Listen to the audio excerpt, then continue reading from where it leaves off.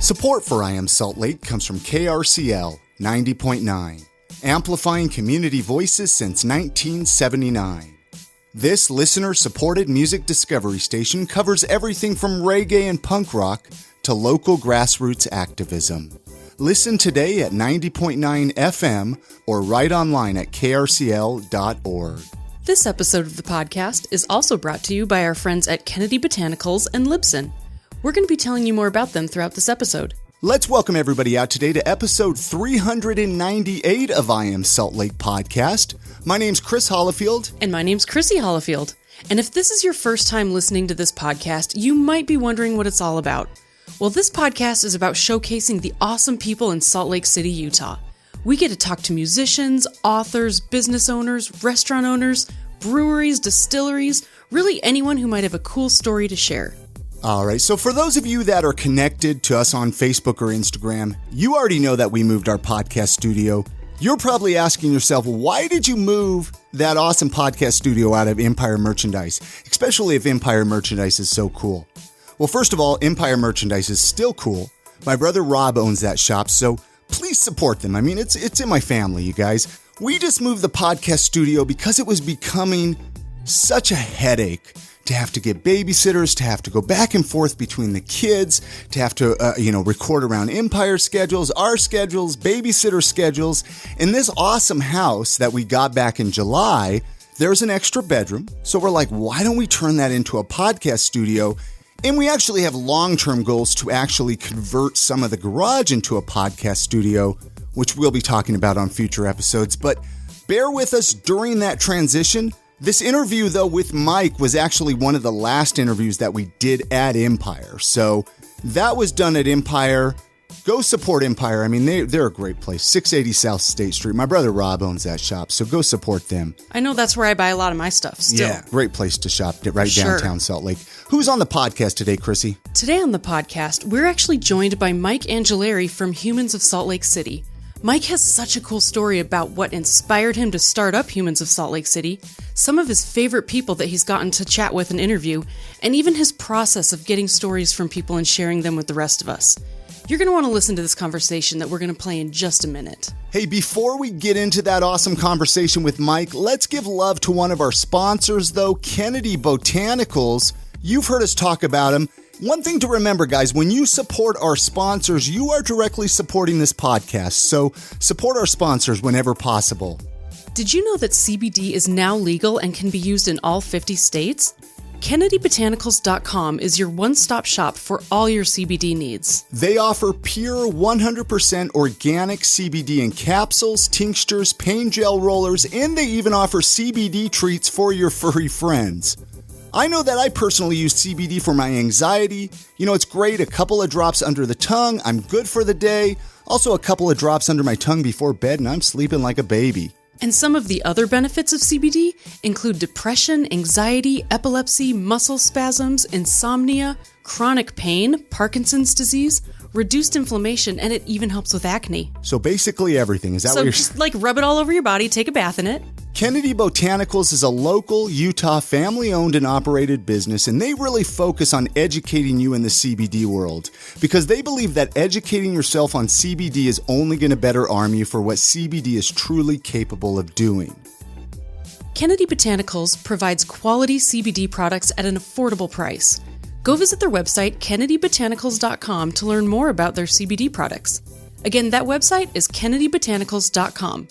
Show your support for the podcast and go support these guys. All right, let's get into that conversation with Mike Angelieri from Humans of Salt Lake City when he came over to our podcast studio to share his story. Thank you so much for listening. Enjoy this conversation. Why didn't you go with a full-force blog instead of just because right now you're just doing Facebook and Instagram, right? With what you're doing. In the beginning, I didn't know what kind of platform I wanted. Okay. And to me, Facebook at the time just seemed the most viable way to go. I had read an article about Humans of New York and checked him out on Facebook and immediately went to see if there was a Humans of Salt Lake City Facebook page, and there wasn't. So I just created it. And so you had no idea what's this going to turn into? Is it going to turn very similar to how when I started this show? I was like, well, even if only 30 people listen to it, I'm going to have fun doing it. Yeah, absolutely. So are you from Salt Lake then? Or what? No. Where's home for you then? Well, I mean, I've lived in Salt Lake for the better part of 30 years. So I call myself a native, but I was born in Florida. Okay, that's right. That's right. We mentioned that before we started recording because we were talking about us being stuck in Florida. Yes. Where in Florida? Jacksonville. Okay, so Jacksonville. Up in the Northeast. I had a buddy that played football over there, Jacksonville. Jaguars? The Jaguars, the NFL team over there. And Ryan over there played there. Because it's funny because the first time I ever went to Florida, like I was saying, was last March. And he was all trying to tell me, he's like, well, a little ways out from Orlando, but blah, blah, blah. Great experience in March, completely different this time. Why are people weird down there, man? Like, why and I know that we're not a Florida podcast, but I'm curious now. You grew up there. Well, I'm very sorry to say the Florida that I knew does not exist anymore. Why? What I mean is, we used to be able to go to the beach. Are we recording? Yeah. Okay. Well, this is going to sound like I'm a little bit holier than thou, and I don't mean it that way. Or I could take this out if you don't want to. Well, it's just not important. The thing is, when I was a kid and we would go to Florida, bathing suits were substantial. Mm-hmm. Okay. And now they're optional. Now, they're not only optional, they're dental floss, Yeah. And we made a trip to the beach with our 8-year-old daughter at the time. And I could not believe everything that was hanging out. Oh, yeah. And I thought, wow, this is not the Florida that I remember. And please do not get me wrong. I don't care what people wear. Mm-hmm. But at the time, I wanted my daughter to see what I wanted her to see. And I didn't want for sure. what I didn't think she was ready to see to be right in front of her. Man, we should have gone to the beach, Chrissy. I guess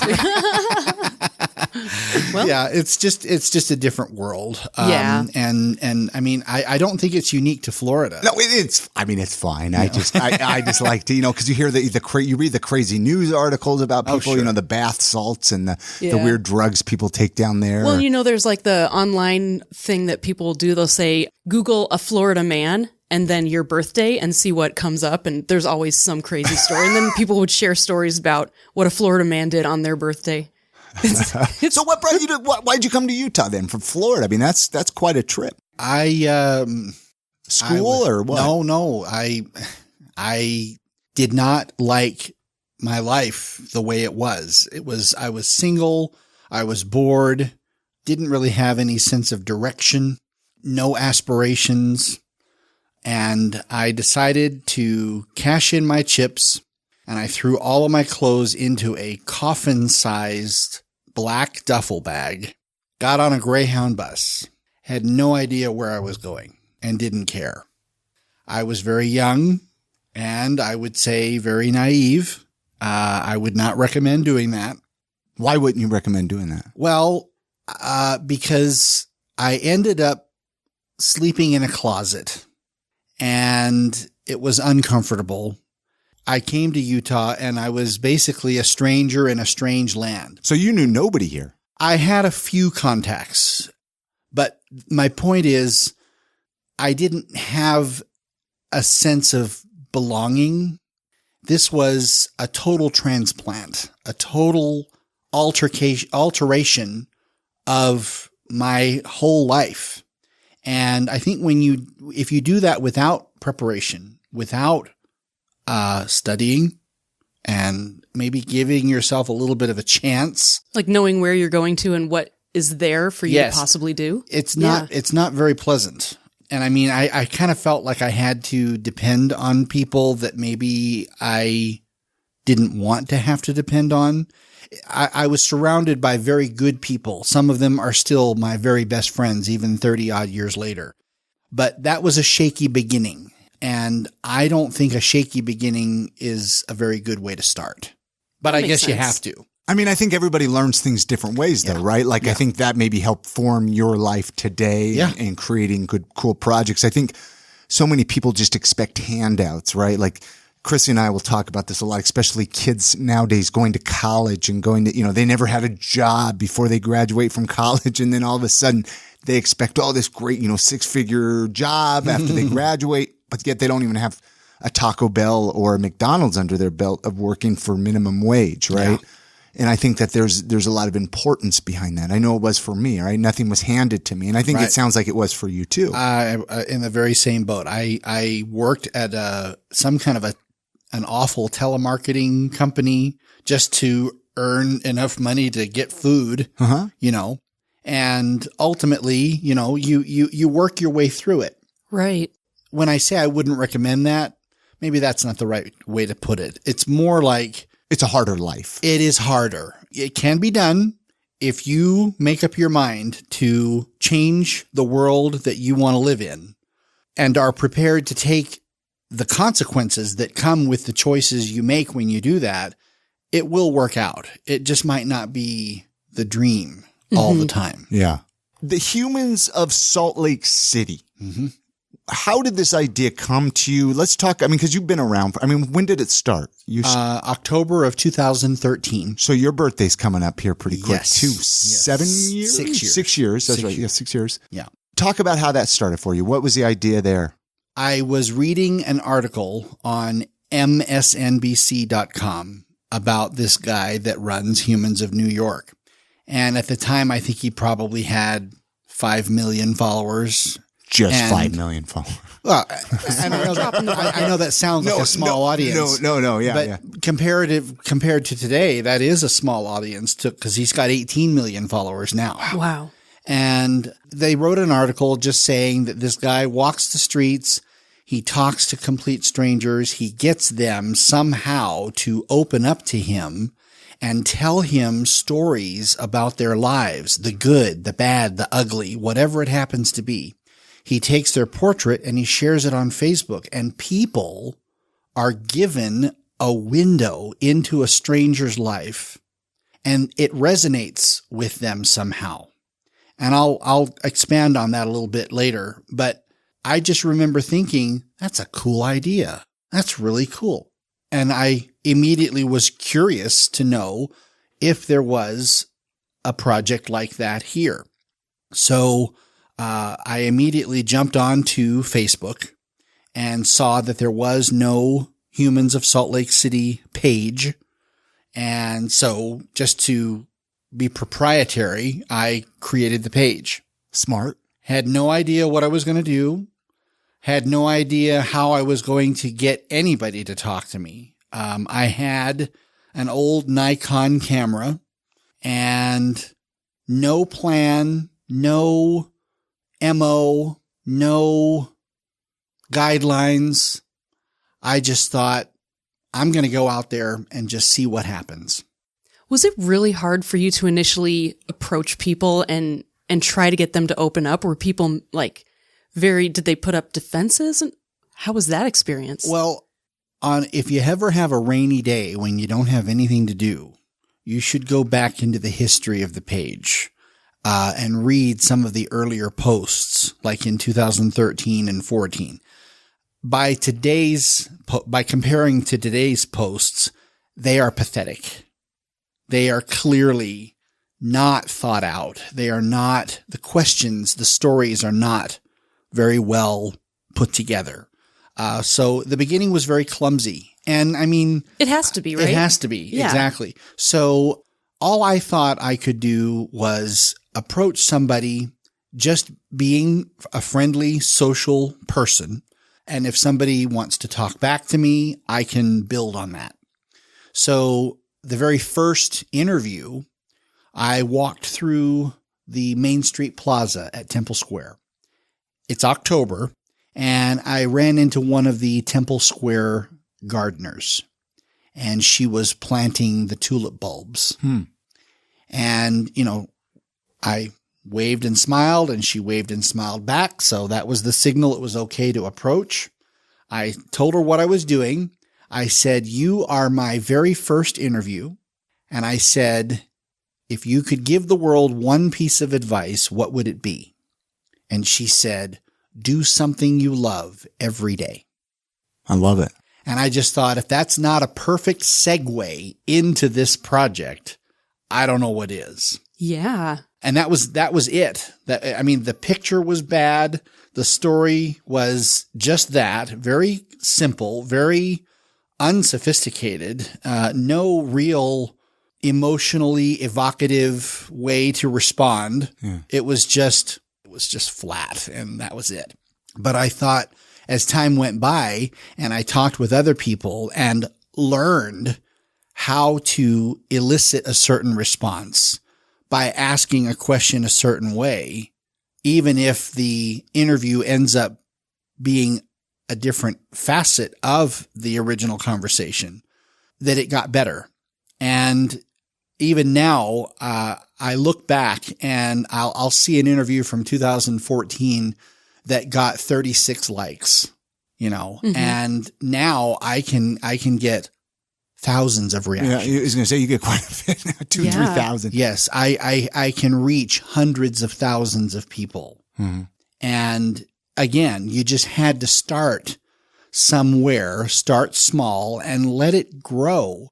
And what I discovered was that the more I did it, the better I was going to get. The more adept I was going to get at feeling that I could get a particular emotionally powerful story out of somebody. And I do have some super duper secret techniques, I suppose you could call them, to establishing that relationship of trust and of comfort. It's a non-judgmental zone. A person is free to tell me what they want. They can be raw. They can be vulnerable. All I really ask is that you tell me something that's real. I say it that way because every once in a while, someone will tell me a fib. And can you usually tell if they're fibbing? No, the audience will call them out. Yeah, I was going to say that would be a skill if you can. No, I have no way of knowing whether somebody tells me something that's true or not. Right. And I don't try. If I just tell the story that I tell the story that they tell me. Yeah. But every once in a while, someone will read a story and they will. It's funny how small Salt Lake City really is. Because they'll know them, they know or the something. person. Yes. Yeah. I mean, I can photograph somebody and that person, I never ask their names. I never ask for identifying information because I don't want them to feel like they're being interrogated. Yeah. This is just a random interview. Tell me your story and let it be what it is. I'm not going to ask you for your ID. I don't need any of that information, but I will photograph somebody. And I guess my audience is large enough now that the odds of someone out there not knowing who this person is are probably pretty small. One time I was at City Creek. It was in December and it was very cold. And there was this young couple, very young. I guess they were probably in their 20s, with a baby in a carriage. And it was probably 10 degrees outside. Oh, wow. And of course, the baby was all wrapped up in everything, but they were panhandling. And I've talked to homeless people before. Mm-hmm. And I think I've gotten to be pretty good at telling who the con artists are versus who the people are that are in real trouble. Sure. And this young couple told me this story about how her father and her boyfriend had gotten into some kind of argument and that the father had kicked them out of the house. And I don't remember all the story because ultimately, when I posted it, people knew who they were and they started sending me comments and messages. That story's not true. He didn't kick them out. Oh, wow. And so it's very rare when I get called out like that, and I don't like to even call it being called out. I like to call it, I've been made aware that this isn't true. And when that happens, I take the story down. I was curious. I was like, do you leave it up? No. Do you take it down? No, I will not. But how do you know they're telling the truth, though? That's a good question. I guess if I just end up getting the vibe that this story is backfiring in one way or another, I don't want to keep it up. It's not. Well, because I hear stuff people talking about me, and I'm like, well, that's not true. People say stuff about, I'm sure we all deal with that, right? Like, that Mike guy from Humans of Salt Lake. Yeah. I remember another time I photographed a couple at Liberty Park who had been inebriated, clearly. And I don't know why I didn't back off. I really should never have interviewed them. And they told me a story about a daughter who had committed suicide in the park. And the guy in the story claimed to be the girl's father, and the woman was his girlfriend. And they told me the story according to their memory or whatever. And then later on, somebody claiming to be the dead girl's mother got on the story and said, please take this down. That is not true. All this stuff. And I thought, no, I'm not going to take it down. This is the story they told me, and that's how it is. And it has nothing to do with you. And if you don't like it, don't look at it. Well, true. and that is true. But at the same time, other people, other friends of her apparently realized that my having posted this story, according to how they told it, was causing the mother some measure of pain. Yeah. And I don't want to hurt anybody. No. So Yeah. I ended up taking it down for that reason as well. And that's good. I mean, it's good to be aware of people's situations, and if it creates an uncomfortable situation, to be willing. To back up just a little bit. Now, was this like your first, you didn't do a blog of any sort before, right? And were you doing photography of any sort too? Or just like a novice photographer, self-taught? Yeah, I've been a self-taught photographer now for the better part of 40 years. Okay. So that's what I was wondering. Like, is this, your photos now are beautiful. Oh, thank you. Yeah. Yeah. Thank you. I haven't really dug that deep back to 2013 and stuff. So I don't know how they were then. You listen, not all that. you listen to, the first 100 I Am Salt Lakes, and they're like, so you learn. Right. And that's what I was curious of, like, where your skills, because it sounded like they just got better within time. Yes, they have. Writing and yes. Now explain, the process. So you just kind of start wandering Salt Lake City. Do you have like an area you like to go, or do you like different areas? I try not to restrict myself to any one area. Typically, I can do downtown, Liberty Park, Sugar House, 9th and 9th, Pioneer Park. I can go to Murray or Sandy or Mount Olympus or wherever. And ultimately, I will just walk. Do a lot of walking with this job. And what do you usually have with you? A camera? I used to use my big Nikon DSLR, and I've gotten tired of that. It's a lot to carry around. It really is. Yeah. So I just use my phone. No kidding. And I just walk around. And again, it goes back to my guidelines. If I see that your earbuds are in, or if you're reading, or if you're talking on your phone, or if you're with somebody, and you are obviously busy, sure, I'm not going to disturb. But if you're alone, and I really do prefer to take portraits of a person one at a time rather than 2 or 3. I do some group shots from time to time, but most of the time it's just one person. And again, if you're not obviously doing something that's distracting you or needing you to focus, and I make eye contact with you and I smile and wave at you or somehow establish some kind of a awareness. Salutation, Yeah. If you react back, I'm going to sit down and talk to you. And I will usually, and I'm trying to get out of this habit because I don't want to sound like I'm depending on them, but I will usually approach someone and say, hey, have you ever heard of Humans of New York? And every once in a while, someone will say, yeah, I've heard about them. And then I'll say, well, guess who I am? And they'll think you're Humans of New York. They'll go, who? And I'll go, well, I'm Humans of Salt Lake City. And you'd be amazed. People get so excited. Oh, I'm sure, because it's such a neat thing. They hug me. They immediately hug me, which is wonderful. And, I tell them I'd like to talk to you. And can I ask you a question? Can I take your portrait? Oh, absolutely. Yes. And they get so excited. And to this day, I still can't quite figure out what it is that gets them so excited, but I love it. Yeah. And do people ask for like a card or anything? I mean, do you carry business cards or anything? No, I used to have a business card that just said Humans of Salt Lake City with the Facebook, the little blue and white F, but I didn't know how else that would promote the page. I even had a decal on my car, follow Humans of Salt Lake City. And then I thought, I don't know if I want that much exposure.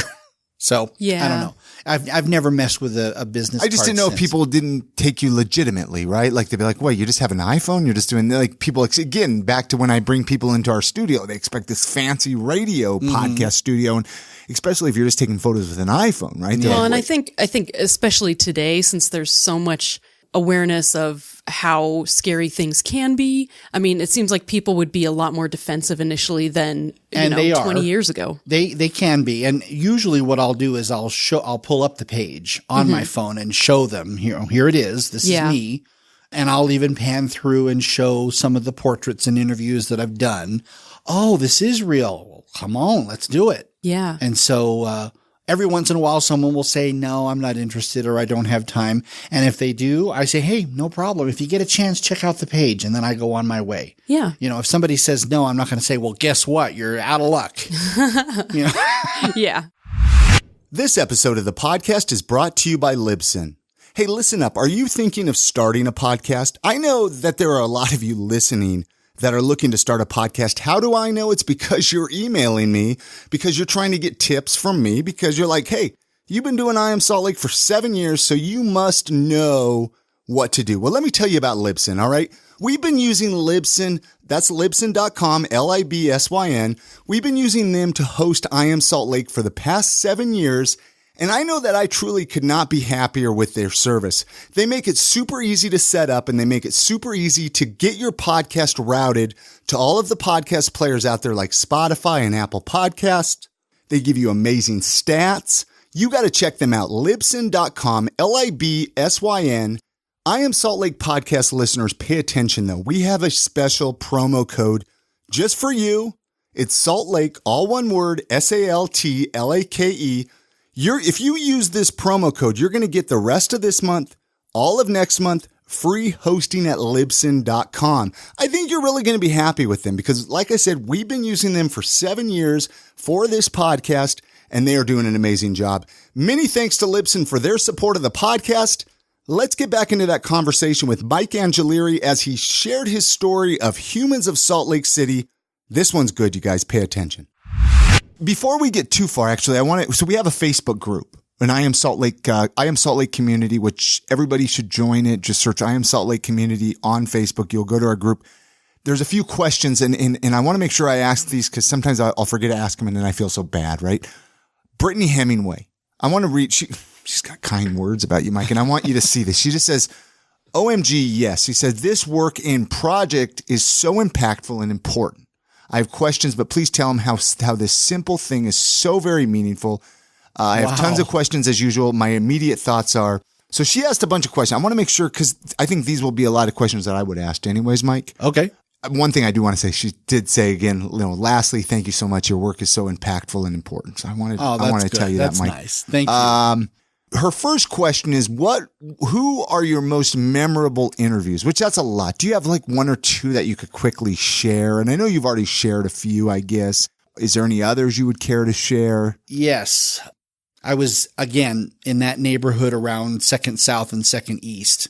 And I think this was probably about 4 years ago. And I had my big camera around my neck. I'm just kind of walking down the sidewalk. And maybe about 7,500 yards away from me, a woman, older woman, was sitting on her apartment doorstep smoking a cigarette. And she had very messy hair and had a halter top dress with no straps, smoking a cigarette. And she sees me walking down and she sees my camera and she yelled out at me. She goes, "What you taking pictures of, honey?" You're like, well, hopefully of you. And it's funny that very rarely do others establish the communication. Most of the time it's me talking first. Right. So if she's going to ask me that question, I'm going to answer. Oh, yeah. So I approached her and I told her what I was doing. And she goes, "Well, I got a story." I mean, she has a real rough New Jersey smoker's voice. Mm-hmm. I says, "All right, well, let me get out my recorder." And I turned on my recorder and I sat down next to her, and she immediately took me by the arm. And she tells me that a year earlier, she had been assaulted by a pastor. Wow. And that every morning she wakes up and she can still smell his breath on her. And her grip on my arm is tightening. And I'm honestly thinking to myself, this is where I need to be. And it is totally okay to let this complete stranger unload. Maybe she needs to unload, and maybe this is the only outlet she has. Doesn't cost me anything. And she proceeds to tell me that she's going to therapy to deal with what happened, having a very hard time. She's crying and hanging on to me for dear life is what it feels like. And she told me the whole thing. And then she drops the bomb on me, and she says that she is thinking about committing suicide. Now, at that time, I think I probably had either 5,000 or 7,000 followers, and I had no idea what kind of response this story would generate, because it was the first one that was painful. I have talked with people about guilt, shame, fear, hopes, dreams, aspirations ever since. But this was the first one that really struck some nerves. And I worried, I don't want anybody who reads this to accuse me of trying to capitalize on her tragedy. At that time, my wife was my conscience editor, and we would discuss whether a story was okay to post or not okay to post. And when this woman told me that she wanted to end her life, I let her say everything that she needed to say until she finally stopped, either to draw breath or smoke her cigarette or whatever. And I said to her, and I looked her straight in the eye, and I said, please don't hurt yourself, but not because I'm asking you not to hurt yourself. I said, I believe that if you let me publish this story the way you've told it to me, people out there, complete strangers, who have been through the same thing or who can somehow relate will send you comments. They will tell you that they're praying for you, to be strong, to know that you're not alone. Yeah, she'll have a community. Exactly. Yeah. And she said, all right, go ahead and publish the story. And, I went home and went over it with my wife. And again, we were really unsure about whether this was a good idea or not. And we ultimately decided, no, she gave me permission to publish it. I'm going to publish it the way she said it and let the chips fall where they may. One of the other guidelines I use to manage this page, when I post a story, I want you to comment. I want there to be a conversation of any sort. But as soon as I see somebody being rude, abusive, negative, otherwise critical in such a way that detracts from the story, I don't leave those on. I delete them. This page is about community. You don't have to agree, but you don't have to be threatened if someone doesn't agree with you. And you don't have to be a jerk about it either.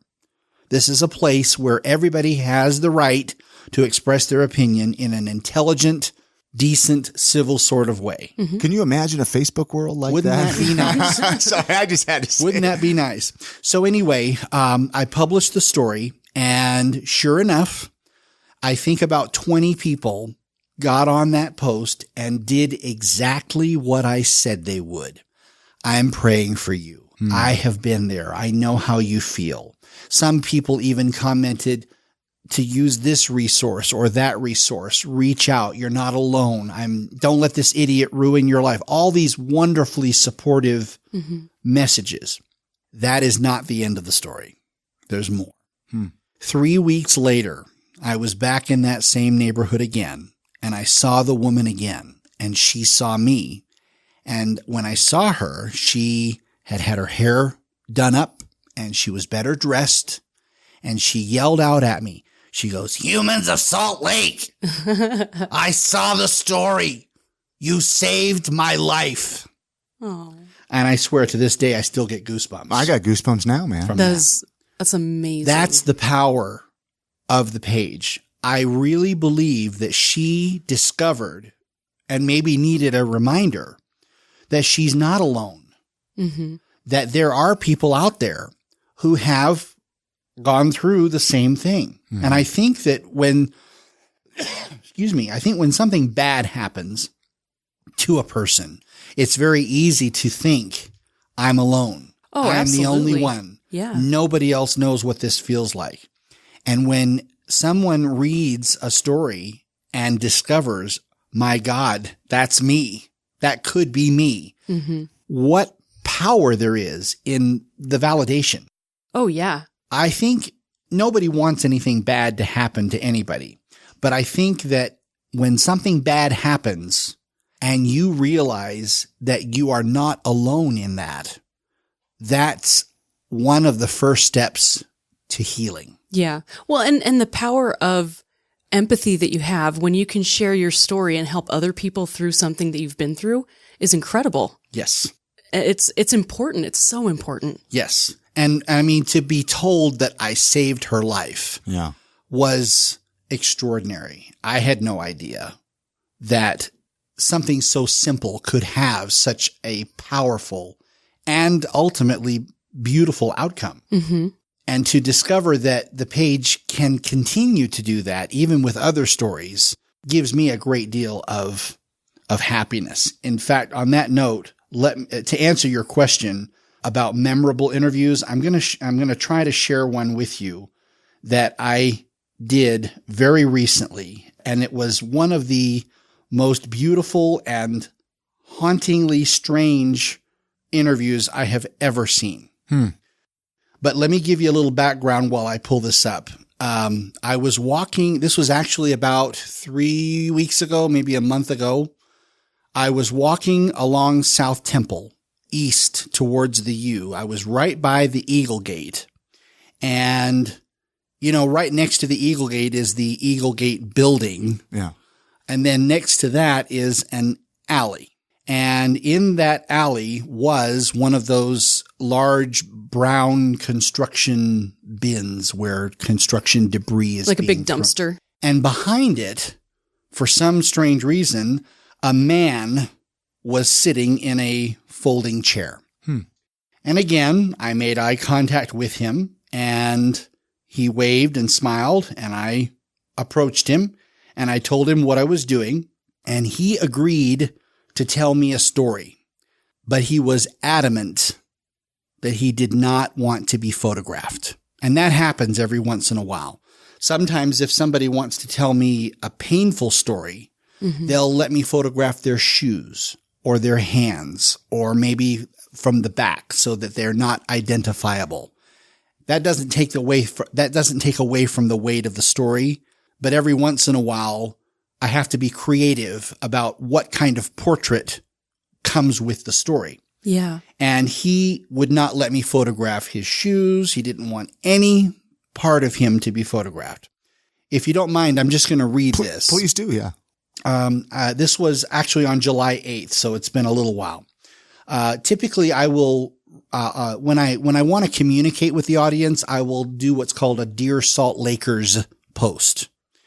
And I started this one to say, Dear Salt Lakers, the story I am sharing today was told to me just a little more than 2 hours ago. As most of you who follow this page know, I have been meeting humans of Salt Lake City for nearly 6 years and have had the most amazing time hearing and sharing their stories. Once in a great while, like today, a story will fall into my lap, and it's like finding some rare jewel in the deep of an unexpected and haunted mine. Is the story you're about to hear true? The storyteller did not want to be photographed, and that happens sometimes, and I'm grateful to still have a way to capture magic and wisdom from someone who doesn't want to be photographed. He told me this story and then got up from the chair he was sitting in and walked away. Was he a lunatic or otherwise impaired? I do not know, and I cannot know. I can only share what he said to me as he said it, so judge for yourselves. And if you go into the page and look at this particular post, you will see that I photographed the chair that he was sitting in. And this is what he said. I am an immortal. Some people call us angels when they're full of hope or grieving. Some people call us ghosts when they're frightened and can't know what they're seeing.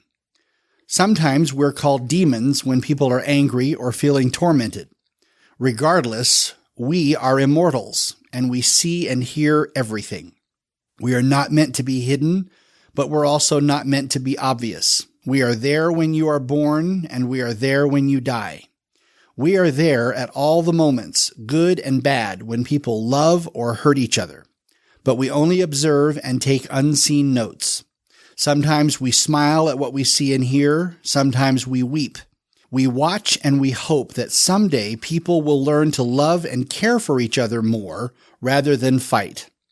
Humanity is not all there is out there, but we can't interfere to protect humans from each other or share with them their sweet moments of celebration or spare them from pain. But it should give them peace to know we're out there, watching, waiting, and hoping that people will think more carefully about the things they've done, the people they've loved or hated or hurt, the conversations they've had in the light of day or in the secret of dark. We see it all, and it doesn't matter who or what you are. We see the majesty and the mimicry of humanity, all the craziness and shame, all the pain, all the hope of the world, and we wait for it all to get better. The good news is that we know already that it will. Wow. Wow. That particular post reached close to 30,000 people. It got over almost 800 reactions, 140 odd shares, and I don't even know how many comments. And the comments ranged from being goosebumpy to being disbelieving. What did you really see? How did it happen? And other questions. And my wish for that particular post was take it for what it's worth. Right. Could this guy have been something other than what he looked like? I don't know. Was he a homeless, crazy person? I don't know. But it was so cool to take the words that he said and let people decide for themselves. Yeah. And regardless, it's an inspiring story, Yes. whether it's a fictional story or a non-fictional story. Yeah. Some people, one person said, I believe there are angels among us who oversee the things we experience. They are there to provide hope when it appears lost and instill faith that all will be well. I mean, I think it touched people and it made people maybe think a little bit and wonder. Yeah. And I was the lucky one to have caught a little bit of that magic. The strangest part that I don't think I'll ever forget, typically when I interview somebody and the interview is over and we part ways, you know, I might go this direction and the other person might go that direction, and I can probably turn my head around and still see that person walking away. This person got up from the chair. I photographed the chair and I looked up and I could not tell which direction he had gone in. Wow. It sounds like a Neil Gaiman book. I don't know who that is. Oh, he's a fabulous writer. One of her favorite authors. One of my favorite authors. Okay. It was just... That's amazing, yeah. It was amazing. It was creepy. It was weird. It was... Do you ever go back to that area, try to look for him?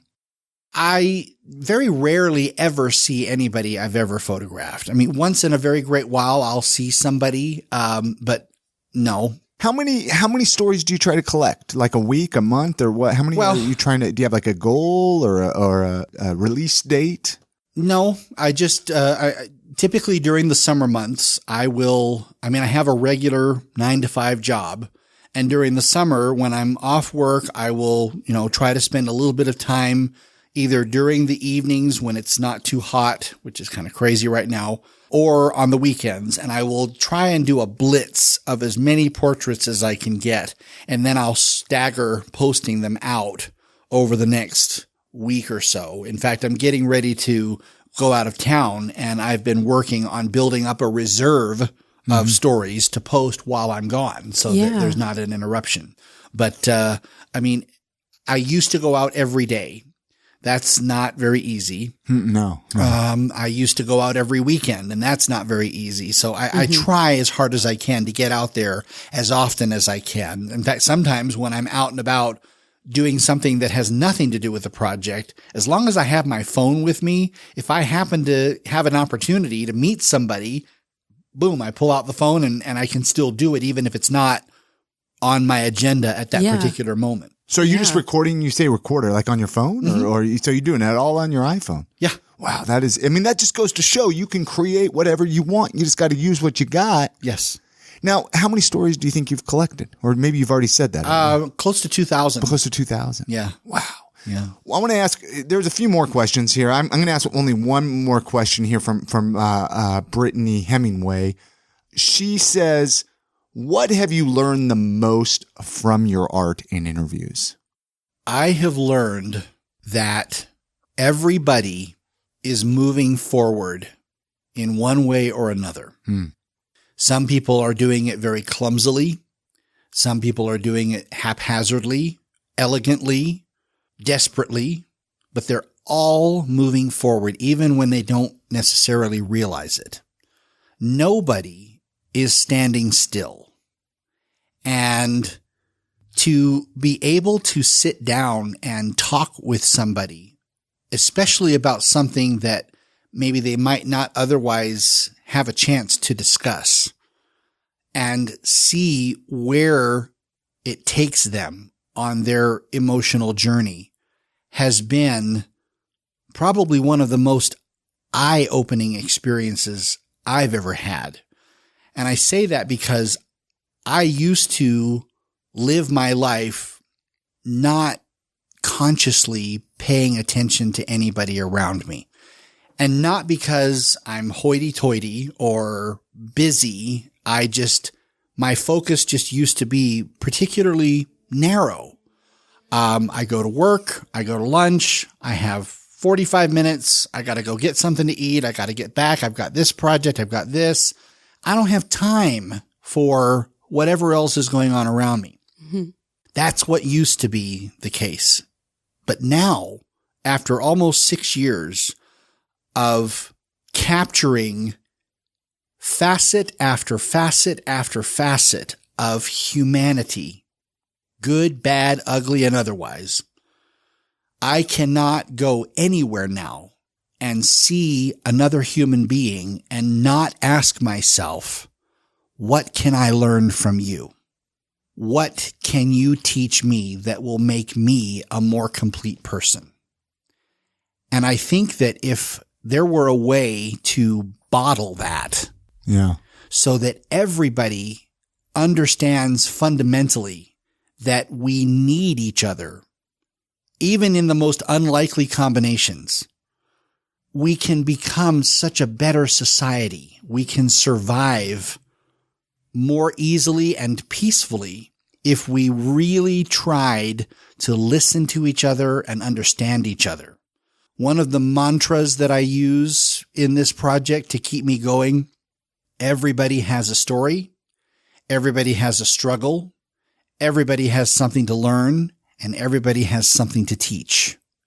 And I think if we approach each other and give each other that chance to either be taught or to teach or to share something that will help another person add to their own sense of self-completion, what a nicer world it would be. Beautiful. Absolutely. Yeah. Where do you see this taking you, man? Like you say, 6 years, you still got a 9 to 5. I mean, would you like to do something with this full time, or are you just enjoying what you're doing?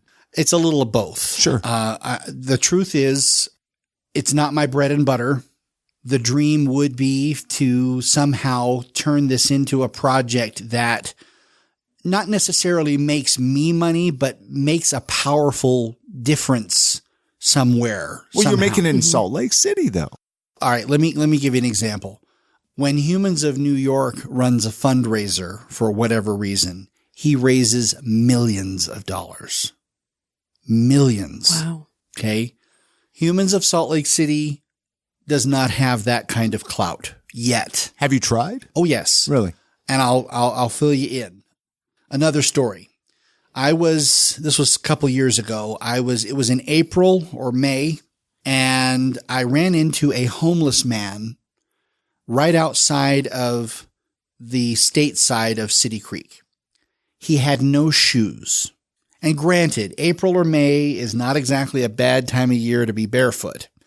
But in this day and age, and in this country, nobody should be barefoot. Mm-hmm. Well, I approached him and, I told him what I was doing, and he, as a lot of the homeless people react, did not want to talk to me. He was a little nervous, and understandably so, but he said to me that he was hungry.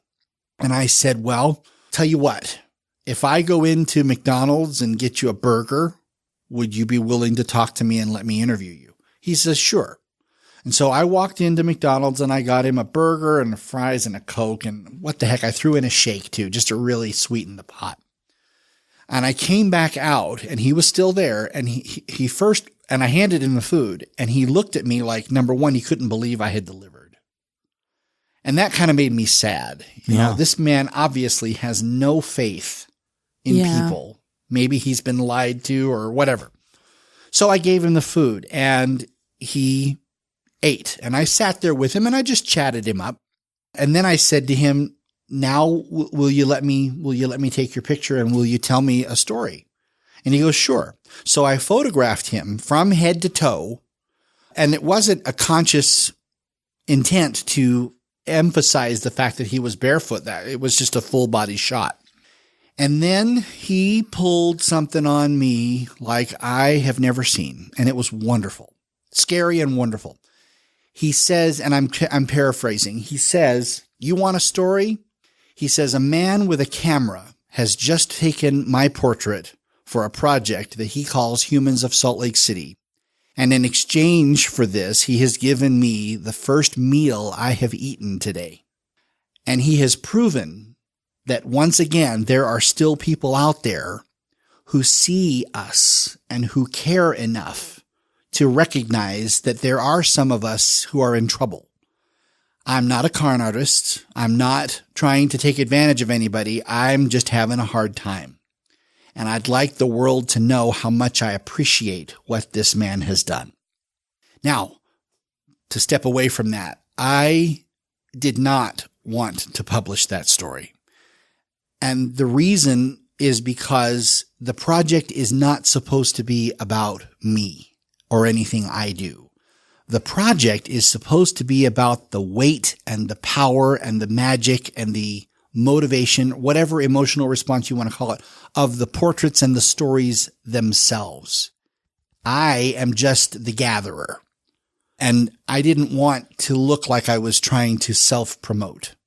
But I thought, you know what? It's a darn good portrait, and I guess it's a pretty cool way for him to say thank you, although he didn't have to do that. So I published it. And people got on that post. It almost went viral.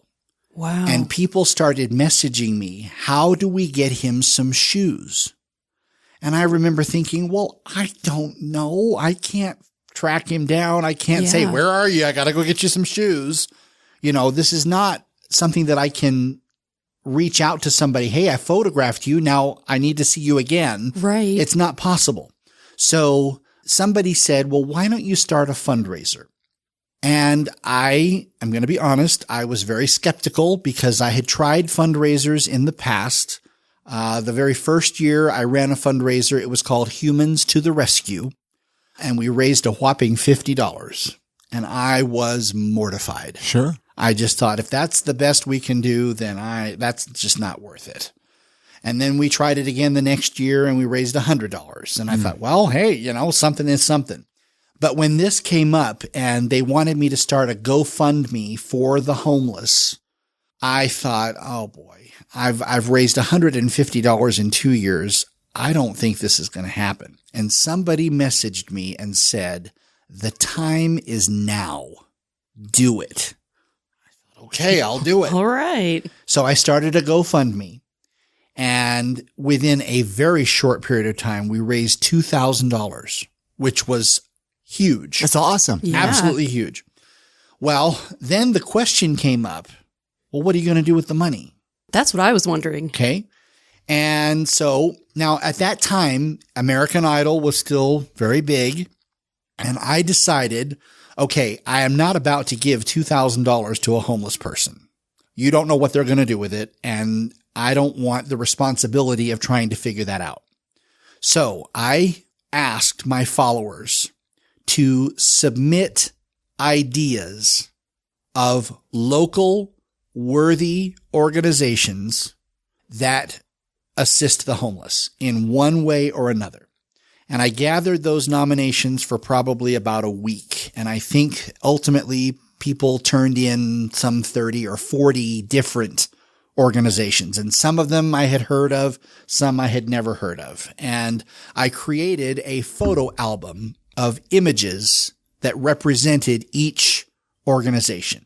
And I put that album out there as a post. And I said, all right, followers, hit like on the organization that you think this money should be given to. And every week we'll knock off the organization that gets the least votes. And I really tried to keep it as American Idol style as I could. And as the weeks went by, the nominations got dropped off until we got down to 3. And I'm sorry to say I can't remember what all 3 of them were. One was called the Homeless Youth Resource Center right here in Salt Lake. One was called Youth Futures somewhere up in Ogden. And I can't remember what the third one was. And I decided, all right, this is it. We've got the final 3. Start hitting like on whatever image you think should get this money. And the beauty of that was, you go onto your Facebook, you can like an image and you only get to like it once. Yeah. So I didn't have to worry about fake voting or unrealistic, undependable numbers. If you liked it, that was your vote. Finally, when it all came down, the Homeless Youth Resource Center won the votes. And I reached out to them and said, we've done this fundraiser and we have this $2,000 that we would like to present. However, there's a catch. And I emphasized with them, this is not for overhead. This is not to pay some salary. This is not for office supplies. This money is to be used to buy shoes, boots, and socks for the homeless youth. Because by the time that fundraiser and all the voting had been done, it was starting to get cold. And I thought, now this is not the time of year to be without shoes. Yeah. So it made more sense. And we promptly brought a check to the Homeless Youth Resource Center, gave them $2,000, and they bought shoes and boots and socks for the kids. That's awesome. And it was wonderful. Mm-hmm. That's the biggest fundraiser that we've done. So that's the kind of stuff you would like to do. I would like to be able to have an opportunity to say Humans of Salt Lake City believes that this is an issue we need to address, or that this is something we need to work together on and inspire people to want to participate, whether it be monetarily or even just socially and interactively, to make some kind of a difference. Even now, I'm not convinced I have quite that kind of clout yet. But who knows? You'll get there. Who knows? You'll get, man, I'll tell you what, man, listening to your stories and all that, I'm just like, man, I got to figure out ways I can help this guy. I just feel so inspired. Maybe there's a way with I Am Salt Lake and Humans of Salt Lake City. Maybe we can team up and. Yeah, I got some ideas I'd like to actually chat with you. Maybe once we're stopped recording here. Let's shift gears just a little bit here. There's a few Salt Lake City questions that we got to ask on the podcast before we completely run out of time here. I mean, I could talk to you all day, Mike, but let's say, someone's visiting Salt Lake City this weekend. And they're like, Mike, show me around town. Where do you like to show people? Or maybe it's even a hike in the mountains or a camping. What's the Mike tour when people are visiting Salt Lake City? Oh gosh, all over. Okay. I mean, I have visitors coming from all over the country to see me, and Because of Humans of Salt Lake City? No. Okay. Well, that would be nice, but no. Yeah. No, we go to Antelope Island. We go to the Spiral Jetty. We go to Park City. We go to City Creek. We go everywhere that I go to talk to people. I like to show Liberty Park and Sugar House. I think it's fun to wander around downtown and go into some of the smaller streets, the arteries of Main Street and State Street, where some of those old buildings are with the old architectural details. Granted, Salt Lake is a very unique place, but I think you have to put some effort in to discovering what it is that makes it unique. I like to take people to the city county building. The reason I say that is because when I first got my Nikon, I bought a telephoto lens. And if you look closely and zoom in on some of the details on the upper parts of the building, there are gargoyles and faces. And they're not just routinely created faces. I've done close-ups of them. They are individual personalities of their own from one to the next. They are not all the same. And they're cool looking too. And they're cool. Yeah. Yes. And so I think if one were to come to Salt Lake City and approach it on a microscopic detail level beyond looking at all the touristy areas that we have. I mean, granted, Temple Square is great. City Creek is great. The mountains are great. But I think that if you give yourself a chance to zoom in on the dewdrops on the blades of grass in Salt Lake City, you might be surprised at the reflection you see. Absolutely. Oh, man. This is poetry. Would you change anything about Salt Lake City if you could? I would. It's a big question, I realize. Because, I mean, if you change it, it could change Salt Lake. I would make Salt Lake City easier to get around traffic-wise. Salt Lake City is a very pedestrian-friendly city, but I wish we didn't have a stoplight every 10 yards. Yeah? Just to be perfectly honest. And when they're not synced up either very well. You know? Please sync the lights. Yeah. I mean, you're like, I just stopped at a stoplight 5 feet ago. But, Salt Lake City is beautiful. It is. There's so much to see. There are places to visit. There are cafes and coffee shops and beer gardens and distilleries and libraries and stores and shops, and everything that you could imagine is here if you look for it.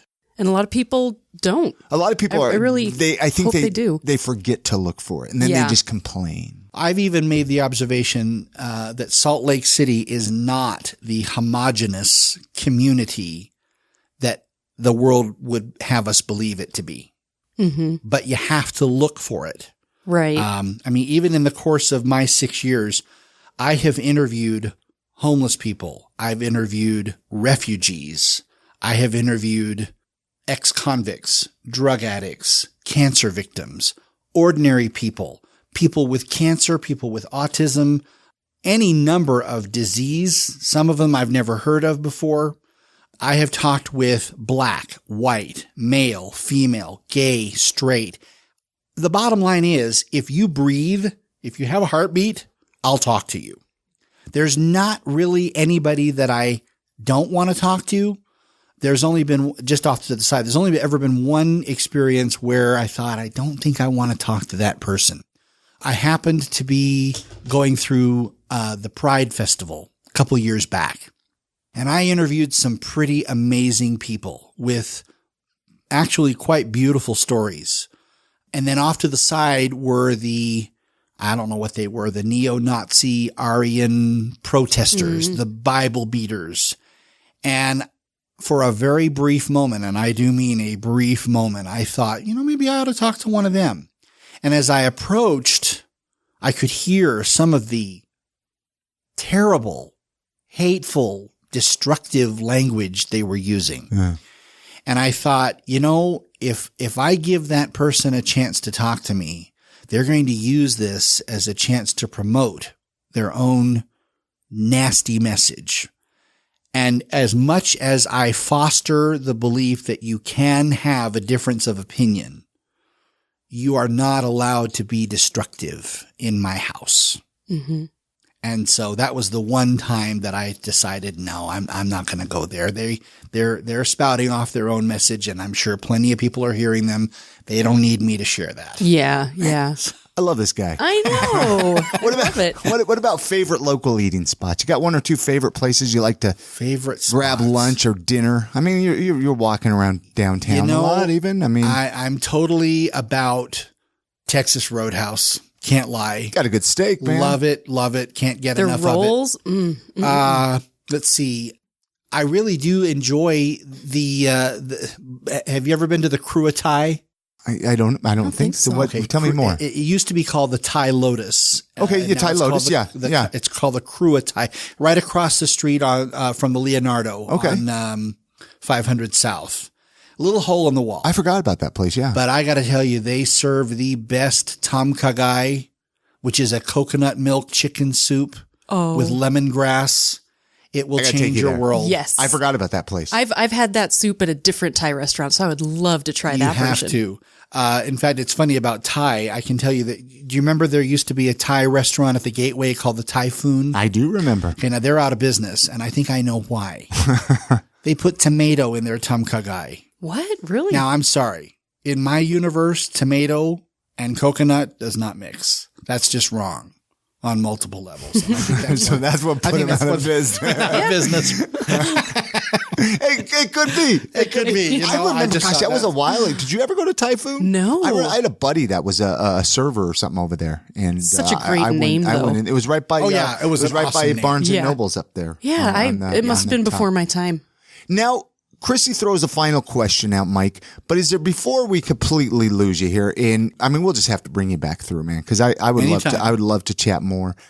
Is there anything you were hoping to talk about before she throws the final question, or how can people find you? I mean, let's talk a little bit about that. Have any final thoughts? I want to first emphasize that the Facebook page and the Instagram page are not about the numbers. Okay, it's so cool to say, yeah, Humans of New York has 18 million followers. Salt Lake City is not New York. Okay, Salt Lake City is its own amazing, multifaceted, multicolored, multinational entity and does not need New York to be what it is. Mm-hmm. At the same time, I would certainly love a bigger audience. I'm not going to lie. Okay, Right. So I would love to be able to say, people, go on to Facebook, look up Humans of Salt Lake City and follow it and hit like on it and see what you can discover. See what other people out there are experiencing and see how it can touch you. See how it can add to your life and maybe jump into the conversation and let's talk and let's get acquainted and let's learn more about each other. So yes, on Facebook, Humans of Salt Lake City. On Instagram, it is called The Humans of Salt Lake City as one word. And I would just love to see more interaction, more people joining in the conversation, people showing that they are being inspired or made to dream or given a chance to alter their thinking and maybe acknowledge in a positive and non-threatening way that there are in fact other perspectives and that it's totally okay. And I'll put that link at iamsaltlake.com Awesome. with this episode as well. So people can hit it and hit that share button. I mean, if there's a good story on there that you hit, share it out to your absolutely. Facebook friends, you know, because they might enjoy or benefit and come onto your Facebook and read some of those stories. Yeah. Same with Instagram. Yeah. But, Chrissy has a final question. I'm going to let her throw it out. Thank you so much, Mike, for coming and doing the podcast. Everybody should connect with you. I mean, I didn't even know everything you said today. So throw it out there. So I'm going to do to you what you did to the gardener at Temple Square and ask you, what piece of life advice or motto would you leave with our listeners? Listen to the people around you. Pay close attention to the people that you work with and live with and do things with, and be open to the notion that you have an opportunity perhaps like nobody else, to make a difference when you interact. That's beautiful. I love it. Thank you. Thank you so much, Mike. Perfect My place pleasure. in the show. Thank you. You bet. Many thanks again to Mike for joining us on this episode of the podcast. All the links mentioned in this episode can be found on our website at iamsaltlake.com/398. That's for episode 398. Support for I Am Salt Lake comes from KRCL 90.9, amplifying community voices since 1979. This listener-supported music discovery station covers everything from reggae and punk rock to local grassroots activism. Listen today at 90.9 FM or right online at krcl.org. And it is that time of the podcast weekly recommendations. I don't think we've done this for a couple of weeks, Chrissy. Yeah, I mean, life's been a little bit busy, so now that we're settled back into home, we have lots of recommendations. And then last week was Patreon supporters. We wanted to give some extra time for those guys. For sure. But we got some good weekly recommendations. You're going to go first, though. I am. Oh, exciting. So I'm going to recommend this week that you all go watch the Dave Chappelle special on Netflix, the newest one. It is, it's mind-blowing. It's brilliant comedy. It is the most wonderfully offensive and brilliant comedy all wrapped into the same package. It's just, he just says stuff that you're not supposed to say, but he nails it. I couldn't believe the amount of people on Facebook that are talking badly about this, really, though. Well, and then you got the real the people that enjoy real comedy. They're talking highly of it because they understand what he's doing. Exactly. I mean, he's purposely pushing buttons. He's trying to make you think, you know? Yeah, well, exactly. He's bringing up topics that people are too PC to talk about. Well, we live in a world, including myself, because I know I get offended really easy. And it's kind of like, what happened to us, right? Like, why are we getting offended so easy? Oh, for real? Go check it out, though. Dave Chappelle, it's on Netflix. We all have Netflix, right, so guys? Good. Yeah. My recommendation, though, I'm really excited for this one. Caws, CAWS. That is where we got our brand new little doggy. Yeah, she's so cute. We got a little doggy. Today, they had one of those dog and cat adoptions down at the Gateway. And, in our new house that we got, we've been talking about it on the podcast that we got from our friends over at Market Source Real Estate. Big shout out to Monique and Jeremy over there. Anyways, Caws, they were doing an event down at the Gateway. We went down there and we just fell in love with this little doggy. Oh, she's just so sweet. And did we come up with a name for her? I think we did. Are we going with Karen? We're naming her Karen. There's something about human names with dogs. I love it. Well, it's awesome because you said pets. that when we left, you're like, we should name her Karen. Oh, And I was like, I guess. And then when we told the kids that name, they all freaked out. They thought it was the most brilliant name in the world. Karen. Karen. We're doing Karen. Well, no, she's adorable. Yeah, she is. We'll post pictures. And thank you, Caws, for doing such an awesome service for the puppies, the kitties, and us. Yeah, exactly. Caws, check them out on Facebook. I know they're on Facebook, and then their website and all of that. And that's going to do it for this episode.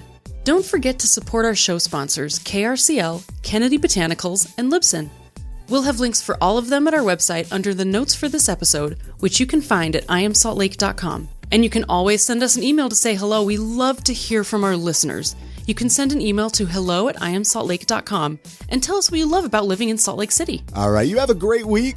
Make sure to get out and enjoy the city this week. It's going to be beautiful out there. Support local whenever possible, and we'll see you next week on the next episode. And good night, Grammy.